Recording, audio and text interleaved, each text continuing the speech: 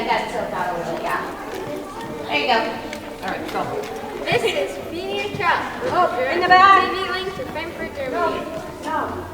That's right, ladies and gentlemen. People are buying over 50,000 Wonka bars every hour. And the first golden ticket has been found. Here's the winning family now. Miss Gloop, tell us about the ticket. Yes, I knew my little naughty Clovis would find the golden ticket. He eats so much candy that it was almost impossible for him to not find one. What's this little Augustus doing? His tummy is full. I eat more. And then you hear this, whoops, sorry, I'm busy walking. You walk off, and then the next two walk. Okay, next person. You guys are so close.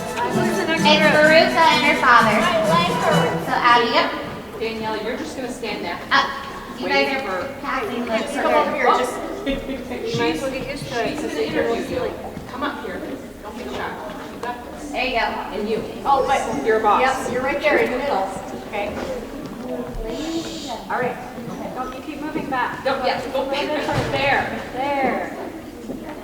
Ladies and gentlemen, this just in, a second golden ticket has been found. We're off to our live remote. No. Yeah, in Sao Paulo, Brazil, where things are sweet for Veronica's health. That's Veruca, you imbecile. Veruca. So, Mr. Salt, I understand you sweeten Veruca's chances with a little assistance.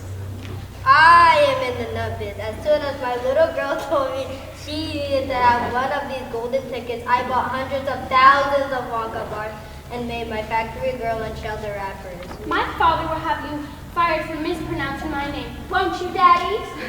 Whatever you say, darling. Anyways, after days of shelly chocolate, one of my factory girls finally found the blasted golden ticket.